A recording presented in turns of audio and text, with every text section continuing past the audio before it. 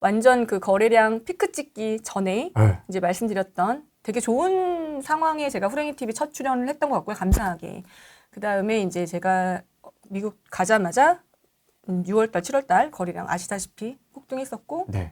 예, 이제 지금 현재 8월은 조금 또 상황이 변화되죠. 그것도 차차 말씀드릴게요. 이번 주는 그러니까 8월 12일자 KB 기준으로 현장에 약간 변화가 있어요. 올해 2월달, 1, 2월 달에는 작년에 집을 보고 갔던 분들이 이제 더 떨어질 줄 알았는데 오히려 금매들이 소진이 되니까 이상하다 싶어서 얼르게 빠르게 판단하신 분들이 금매를 잡았다라고 말씀드렸고, 네. 그분들은 뭐 잔금 치면서 너무 진짜 너무너무 해피한 상황이죠. 그리고 이제 3, 4월 달 되면서는 신생아 특례도 있었고, 그 다음에 이제 또 다른 데 마포랑 용산구 같이 그 밑에 지역들이 팔린 매수가 이제 매도가 되면서 그걸 팔고 오신 분들이 이제 사는 수요. 그래서 이제 이렇게 진행이 되다가 네.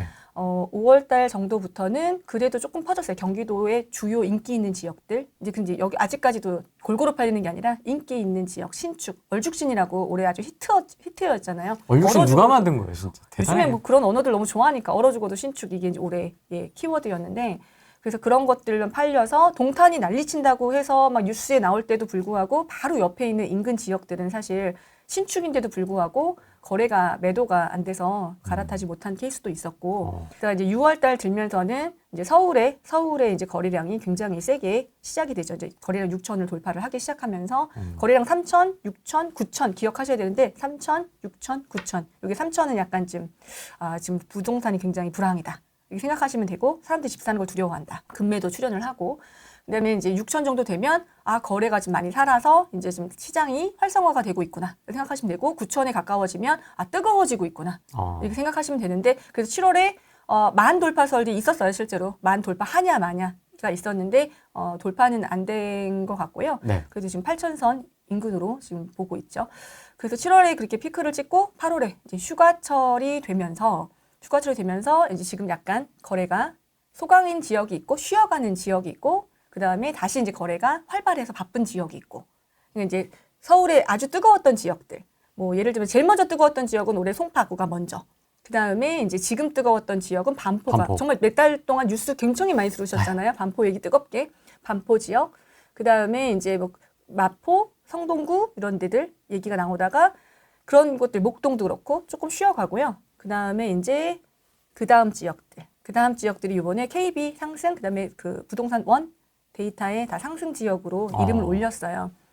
그래서 이제 약간 퍼져가고 있는, 대신 상승 지역들은 왜 거래가 멈췄냐면 이제 팔릴 만한 물건들, 급한 물건들이 다 소진이 돼서, 그러면 급하지 않으신 분들의 매물만 남아있거나 아니면 사려고 봤던, 지금 다 갈아타기 장세라고 그때 말씀드렸어요. 올해 너무 전부 다 23년은 무주택자의 해였다면 싸게 사시면 되는, 올해는 내 거 팔고 가시는, 갈아타기 하시는 분들의 갈아타기장 실수요장이다라고 말씀을 드렸는데, 네. 이분들은 살 게 있어요. 그런데 보고 있었던 것이 항상 이렇게 껑충 오르잖아요. 살 것은 내 건 찔끔 오르고. 그러니까 그러면 문제가 돈이 부족하죠. 갈아탈 돈이 부족해지죠. 그러니까 약간 이제 내 거가 더 오르길 기다리시거나 아니면 갈아탈 걸 한번 다시 고민, 다른 단지를 다시 알아보셔야 돼요. 그러니까 투자자들처럼 항상 저희처럼 그냥 매일 이걸 이렇게 눈여겨보시는 게 아니잖아요. 그렇죠. 실수요자분들은 저희야 뭐 그게 업이니까 뭐 내 단지가 아니더라도 막 외우고 가격을 다 체크를 하고 트래킹을 하고 하지만, 저도 요즘엔 조금 덜 해요. 이름도 막 너무 헷갈리고. 옛날처럼 뭐 또 사고 또 사고 또 살 수 있는 장이 아니다 보니까 이제 예전보다 관심이 좀 줄어드는. 네. 이름도 너무 헷갈려요. 새로 나온 이름들. 계속 둔촌 주고 방 배우고요. 옛날 사람. 북변 막 이런 거. 그래서 그런 분들은 사야 될 집들이, 보던 집이 지금 이제 가격이 더 올라갔기 때문에, 또 네. 금리도 조금 다시 올라갔어요. 왜냐면 88 대책 나오고 나서 사실 은행들은 너무 호재죠. 눈치 보고 있었는데 너무 가상금리 비싸니까 은행 그렇게 양아치처럼 돈 장사하지 말라고 막 그래갖고 가상금리 올리고 싶어도 못 올렸잖아요. 그쵸. 혼나 내내 올리면 이랬죠. 왜냐하면 너무 가상금리 장사를 너무 세게 했어요, 사실. 그랬는데 지금 낮췄잖아요. 근데 그 국민은행이 제일 먼저 시작했어요. 주담대를 안 해주기로. 왜냐면 올해 한도 끝난 거예요. 그러면 이제 줄여요. 그래서 지금 시중에 메이저 은행들은 아마 대출 잔고가 많이 남아있지 않을 거고, 지방에 있는 은행들은, 오늘 이제 뉴스에도 났지만 지방에 있는 은행들은 지방의 거래가 활발하지 않았기 때문에 주택담보대출 받으시기가 조금 용이할 것으로 예상이 되고요. 혹은 은행도 서울에서 이제 사실 지금 중소기업을 다니신다면 중소기업은행이 가상금리 받으셔서 가장 우대 금리가 좋고요. 이제 KB가 아닌 다른 은행들이 더 지금은 조건이 좋은 것들이 나오기 시작해요. 왜냐면 그만 팔고 싶으면 은행에서 가상금리를 올려요. 혹은 부수거래를 좀 잘라요. 그러면 요즘 금리 비교를 다 현명하게 하시기 때문에 다른 은행으로 자연스럽게 가죠. 조절들이 되는데 지금 이제 나라에서 뭐 지금 가계부채가 우려가 되니 좀 지켜보겠다 이랬잖아요. 네. 그러니까 이제 은행에서는 아싸 이러면서 또 가상금리 지금이야. 올리는 거죠. 이러면서. 은행은 장사니까요. 어쨌든 영리가 목적이니까 퍼주는 뭐 그런 단체는 아니잖아요. 약간 지금 실질 금리가 주택담보대출 받는 분들한테는 올랐죠. 스트레스 DSR에 9월부터 시행이 되는데 어떻게 나올지 사실 대출 규제가 어떻게 나올지가 가장 궁금했어요. 왜냐하면 사실 그 부동산 트렌드 쇼를 준비를 할 때 키워드를 제목은 미리 정하니까요. 저희가 이제 광고가 나가야 되니까 위기는 제목이 뭐였냐면 네. 위기와 기회를 섞어서 얘기를 했는데 곧 이제 너무 시장이 과열이 되니까 정책이 나올 것이다라는 의미였고 네. 뜨거워지는 시장과 규제 제도입 가능성 기회와 위기를 함께 보는 법. 이거 좀 약간 언론사이기 때문에 순화가 된 거고 원래 원 제목을 제안드린 건 좀 더 센 얘기였어요. 그때 당시 이게 8월 초에 제목을 정하니까 시장이 너무 거래량이 그때 만돌발설이 막 만 돌파가 되냐 마냐 하는 시점에 이 제목을 지었거든요. 그럼 반드시 정부에선 다시 규제를 할 수밖에 없는 상황이고 집값이 너무 지금 그러니까 그러니까 작년 올 상반기처럼 너무 거래가 없어도 세수도 안 거치죠. 관련업에 종사하시는 분들도 힘들죠. 그다음에 뭐 어쨌든 실제로 이사를 역전세도 발생하고 제일 큰 피해가 사실 역전세였어요. 거래가 너무 바닥을 깔면 역전세 같은 일이 발생하기 때문에 집주인과 세입자 모두에게 피해를 입히는 네. 그런 일이 생기죠. 집값이 오르면 사야 될 사람들 화만 나고 끝나는데 기분만 나쁘는데 집값이 폭락하기 시작하면 피해자가 정말 실제로 발생을 하기 때문에 제가 이제 그것도 저번에 출연해서 말씀을 드렸던 내용이잖아요. 네. 그래서 이제 정책이 나오면 어떤 정책이 나올지에 대해서 정책의 강도에 따라서 확 때리면 좀 힘들어질 수가 있고 살짝 때리면 또 이렇게 하다가 또 미지근하면 또 이렇게 정책이 나오던 말도 올라가잖아요. 요 얘기를 좀 해드리고 싶었는데 네. 또 금리 인하가 되기 시작한다라는 것은 영화 파메오 보셨어요? 네. 뭐 이거 김건희 거로 네. 너무 쩐뜬 영화죠. 그러니까 금리가 내린다라는 단어에는 따라붙는 귀신이 있어요. 경기 불황. 경기 불황이 따라붙어요. 이렇게. 왜냐면 경기가 이렇게 이제 금리가 올라간다는 것은 그 높은 금리를 견딜 수 있다는 얘기고 금리를 떨어뜨린다는 얘기는 이제 힘드니까 좀 이자 부담을 경감해 주는 거죠. 그런 차원이잖아요. 그래서 경기 불황에 대한 키워드가 지금 현재 많은 금융가에서 리포트 쓰시고 그다음에 경제를 하시는 분들한테 지금 가장 큰 화두죠. 이 경제 위기나 리세션이 세게 왔다 갈 것인가, 약하게 왔다 갈 것인가. 이제 그분들 주가를 하시니까 더 민감하시겠죠. 네. 예, 이제 이런 것 때문에 그러면 경기 불황이 어떤 식으로 왔을 때 만약에 혹시라도 경기 불황으로 위기가 오면 길게 갈 것인가, 짧게 갈 것인가. 길게 가면 주의를 해야 되지만 짧게 가면 기회잖아요. 다시 또. 지금 기회를 놓쳤었던 분들한테는 네. 그런 얘기를 좀 해드리고 싶어서 이런 키워드를 잡았는데 그 사이에 8월 8일 대책이 나왔어요. 사실 8월 말 정도에 그 거래량 보고 나올 줄 알았는데 좀 선제 방어로 좀 미리 나왔고 대책은 공급 정책 위주로 지금 보수 정권이기 때문에 공급 정책 위주로 대책이 나왔죠. 네. 그래서 그 가장 빨리 할 수 있는 그 정책이 뭐냐면 주택 거래를 막을 수 있는 가장 빠른 방법은 대출 규제예요. 대출 규제가 가장 빨리 와닿거든요. 지금 어차피 다주택자들은 다 쉬고 계시기 때문에 이번에 다주택자를 좀 풀어줄 거라고 생각했어요. 전세 문제 때문에 그 얘기는 좀 차차 하기로 하고 네. 어쨌든 이제 그 규제가 공급 위주로 나왔기 때문에 이제 청약 수요를 잠재우는 그린벨트 이야기와 청약 얘기가 나왔잖아요. 네. 그러면 집을 사고자 했던 분들이 좋은 입지에 추후에 보금자리 세공 내공 마고 이런 것들이 나온다고 하면 좀 기다리실 수 있어요. 그러니까 기다리는 청약도 수요를 분산시키는 역할을 하거든요. 청약도 구매의 하나의 수요예요. 청약을 하고 제가 그때 청약, 계약, 만약이라고 계속 말씀드리잖아요. 무주택자분들은 청약을 하거나 아니면 그냥 계약을 하거나 아니면 만약 입주권을 사시거나 이 세 가지 방법 중에 하나를 그다음 또 하나 전세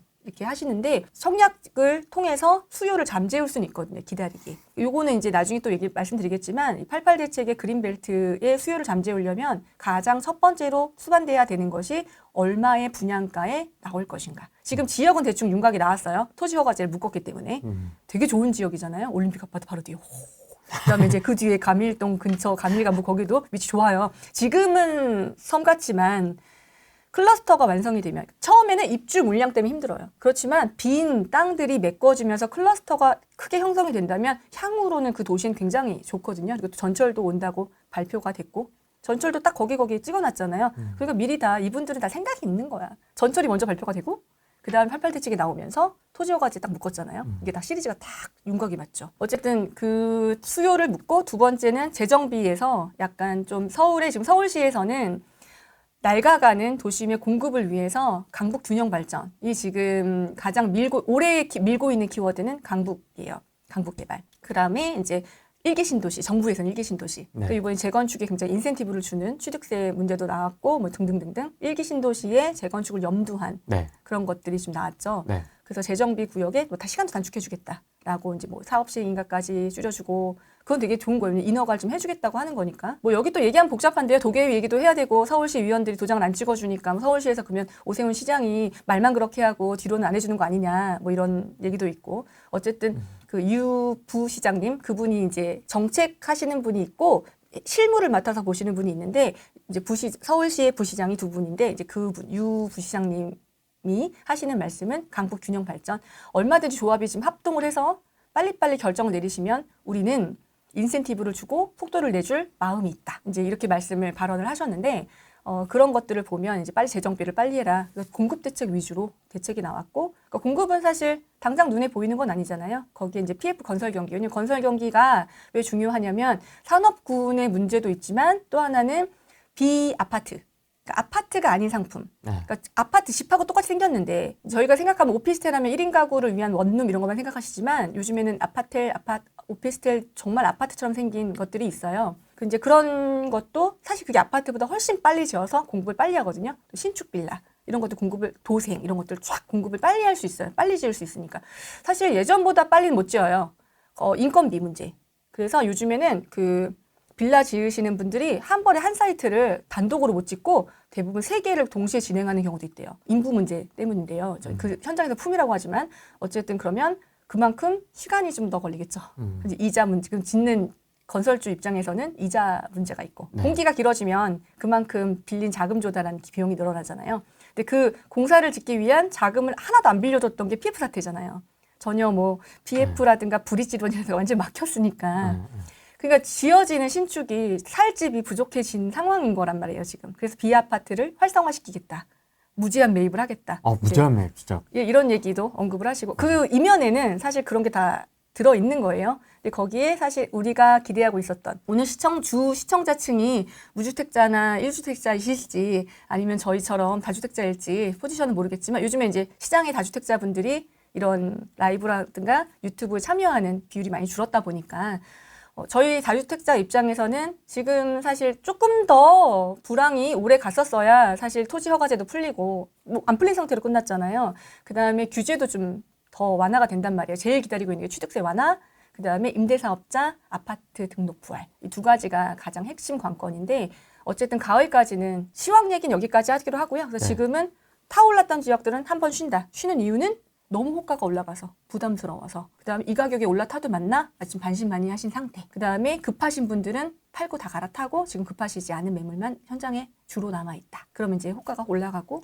예, 두 번째는 그러니까 주변 지역에 이제 거래들이 이제 또 그 옆에 거 보시니까 이거보다 안 되면 가고